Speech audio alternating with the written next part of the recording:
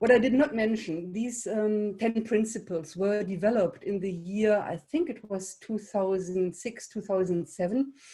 And I have been revisiting them again and again, and some things have changed, but some things stay the same. So at that time, I said, design a visible service evidence. Services was claimed are invisible. We need to give them a tangible face. We need to make the interaction between the service and the user tangible. And I always use this example. It's really old. The photo was made, I don't say, 1998. And you all recognize what it is. It is a toilet paper roll, as we might find it in hotels all over the world. And the corners of the toilet roll are folded. And why is that?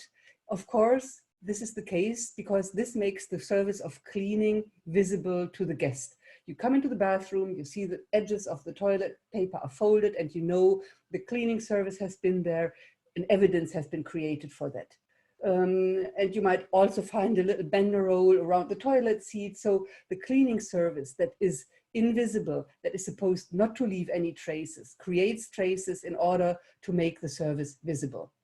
So now, of course, throughout the years, I realized that the visibility of the service evidence is a bit narrow. We have to think about perceivable evidence of a service. And as a service designer, of course, you go along the user journey, you try to identify existing touch points, you might create new touch points, and you will always kind of think about, so how do I make sure the service is being perceived in the way that I want it to be perceived by the user?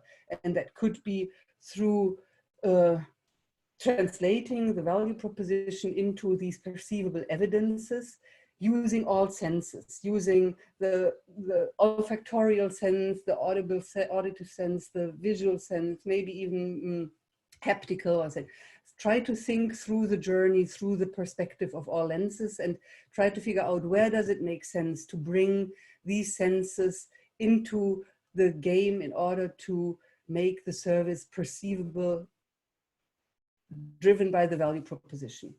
And this is also a marriage between branding and service design, a topic that I could talk about for a day, I think. I believe that service design and branding need to connect very closely. Years ago, I was invited by branding agencies because they wanted to learn about service design. And what I see now is that the large branding agencies like Interbrand or Sapient, whatever their name is today, sometimes it's Razorfish, they are changing their name all the time. But all these big branding agencies are making use of service design in order to bring the branding alive. So they are selling their customers now a combination of branding and service design that translates the key principles of branding into the service experience. On the other hand, I think that service design should get much more knowledgeable about branding in order to be capable of analyzing the existing branding strategy and seeing, is it rooted in needs of customers, or is it some schickimicki, glimmery branding strategy that some lofty agency has come up with? So is the branding really rooted in the needs and the understanding of the user? And then the service designer should take that branding strategy and translate it into the service and also into the perceivable evidence of the service. So it becomes perceivable at the interface. Go for standing ovations with your service. What could that mean? Yeah, you want the people to clap your hands. But it is maybe more, it's the standing ovations that help you to regard your service as a performance. Service is a performance, and I love the American or the English word because it has like two meanings. It's the performance that you bring on stage, but it is also the performance that is measured and that you are paid for. So regarding your service as a performance that brings on stage through actors, and these actors can be technologies, the actors can be humans, brings on stage an experience where people would want to stand up in the end and give a standing ovation. And that means that the actors on stage have to be empowered. the technologies or the people. They have to be empowered in order to be capable and willing to give that experience to the audience. There is some nice work from the service marketing domain about the gap model. They have identified 5 gaps why the service experience does not work out. They say it could either be the wrong strategy. In the strategy, you have not understood what the users really want. It could be the translation of the strategy into specifications. So if you translate the strategy into the wrong specifications, you will not come up with a good experience. It could be a gap between the specifications and the performance. And how could that be? Because the employees do not understand the specifications, they don't have the resources, they don't have the capabilities, or they don't have the motivation to do it. So if you want to design a good service, the actor, the employee that is part of the system that delivers that service is a key component. It is really a key component in the sense that if you want good service, you have to make sure that the employee understands the role, has the props to deliver the role, knows the storyboard and the textbook, and is capable to improvise. We come back to that later. It could also mean that rehearsals as a way of learning and improvising within a service system are something that you could play with. Why are people in the frontline sent to trainings where they learn smile because it shows in your voice? Why is it not rehearsals where they really enact the service, and by enacting it, learn on how to play with it, how to improve it, and how to improvise in moments when the storyboard doesn't work? So put the employee into the center, regard the service as a performance where he plays a key role, he or she, and empower the employees to play the service game. And don't forget, feedback is key. The standing ovation is the feedback that the actors on stage get, and that is what carries them from one performance to the next. So where in the service organization is the feedback system that makes sure that the people get good feedback, positive feedback, but of course also critical feedback on their performance? I find very many service systems that do surveys, and the results of these surveys end in the HR department or in the marketing department, but the people on the front line not necessarily get the positive or the negative feedback. Just one very short example.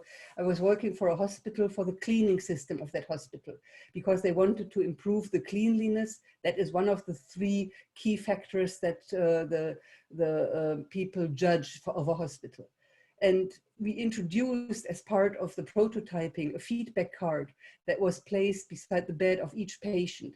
On that feedback card, the cleaning system of the hospital was explained in very short and simple words, because cleaning in hospitals is totally different from cleaning at home. And then there was a feedback card. How do you like the cleaning? How is the friendliness of the cleaning staff? Three or four questions. The feedback was extremely positive. And you cannot imagine what that meant to the cleaning staff to get feedback on their performance. It really brightened their eyes. It really made them feel part of a system, an important part of the system. And it was one component of improving the whole system of that cleaning service. Demonstrate flexible standards. We need standards in service provision. As a customer, you do not want to have a friendly and competent service on the one day, and on the other day you want to have somebody who turns the back on you. You want to have clear standards, and you want to have the same experience over and over again. But you want these standards to be flexible, because most of the time you are providing service for humans. Even though it might be delivered through technology, in the end it is about humans. And humans change day to day, over time, and you have to make sure that the standards are related to a storyboard, that they are clear and transparent, and that there is space left for the improvisation that I already mentioned earlier. I think the amount of improvisation that you can leave within the storyboard differs from whatever service you are talking about. If I talk about the fire service, I would probably not want to have a lot of room for let's say, discussion on when it comes to who goes into the car when the alarm rings. I want people to follow standardized procedures and, you know, work fast. But if there is an unforeseen situation, the improvisation skills of the service system need to be shown. So flexibility should be encouraged within the system wherever it is possible. It makes the work more interesting and satisfactory, and it makes the service experience more satisfactory.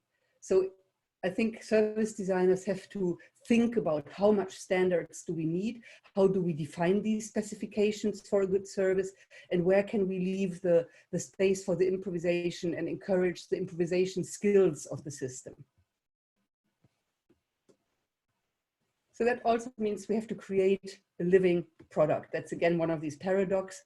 Services are never done.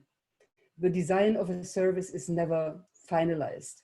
And as a good service designer, you might finalize a project, but what you leave within the system is the ability of the system to continue designing and innovating. So you don't necessarily need to marry a service designer and keep him at your breast for the rest of your life if you are a company, but you bring in a service designer in order to enable the system to continuously innovate. And that means that you have to have an open membrane. You have to listen to the users. You have to listen to the employees. You have to listen to the competitors. You have to listen to other benchmarks. And you have to have processes where the information that you are gathering is translated and shared so that it is not going lost. By the way, I think employees are one of the most important research tools that we can use in service design, and far too often they are neglected during and after those projects. And of course, coming back to the beginning, invest in research and development, empower service design within the organization. More and more organizations are building service design capacities either by educating their staff or by buying service design competency and bringing it into the system. I think that is what was my dream when I started teaching service design. I wanted it to be part of the system. I wanted it to be a natural part of an organization, that you design the services as opposed to let them accidentally happen. So coming to the last principle, be enthusiastic. I think great service design has a lot to do with the enthusiasm for creating, improving, and innovating services. That is what sparks then in the end also the smile on the face of the customer. So enthuse employees so they can enthuse customers. I worked with the Swisscom a couple of years ago, and they really put a lot of effort into employee marketing. That is something that I found quite interesting. Build a system, build a culture that loves people, that loves services, and that loves change and innovation. So you could also recommend stay tuned. In October, I will share a short SDN Academy lecture about enthusiasm. Those of you who have been in my courses already know some of that. I've done some research on enthusiasm in services, and I translated the findings of that research into a very nice service design tool. So stay tuned. In October, I will be sharing that. Now, coming back to our tiny case of the Helsinki Library. They also applied the principle of, get a standing ovation, because when they changed the strategy for the Helsinki Library, they also changed the roles of the employees. And I mean, those were librarians. They had learned, they had studied on how to archive, systemize, organize literature and how to deal with books. And now suddenly there were video studios, audio studios, digitalization devices, classes for computers. So what the Helsinki Library did, they took the staff and they sent them on the user journey. So they learned through their own experience in each of these new service features and how they work, first as a user and then later as the people managing those services. And so the librarians also developed skills of media assistants, studio engineers, sound editors, and that was really a cool experience for them. What I really liked is the Library 10 motto: when other libraries just start planning, we have already made mistakes. So they really embrace this idea of a service being a living product where you have continuously to experiment, to innovate, and you should lose the fear of failure. So this all happened in the middle of the 2006 or so, I think it happened. But what I really find amazing, that in 2018, the public living room opened its doors. It was in 2018. It is the Oodi Library in Helsinki. It's a completely new building. It's beautiful. It's a beautiful architecture, and it defines the library as the public living room. It is the space where the citizens of Helsinki have a second home, where they are welcome to meet friends, to create art, to read and relax, to go with the family, to book a meeting room, spend the workday in a calm environment, or hold your own event. You can have food there, you can listen to music there. It's a public living room. And I think this is, for me, the proof that the service design work that has been done in the, in the early 2000s with the Helsinki Library has really rooted in the system, and that they have this understanding of constant innovation and constantly driving the idea of what is a library for our citizens forward. And I find that really amazing. Just look at these opening hours, 8 to 10 p.m. on weekdays, and they are open on Saturdays and Sundays. That is amazing. It's a public service, and it's open on Saturdays and Sundays when people have time. What a good idea.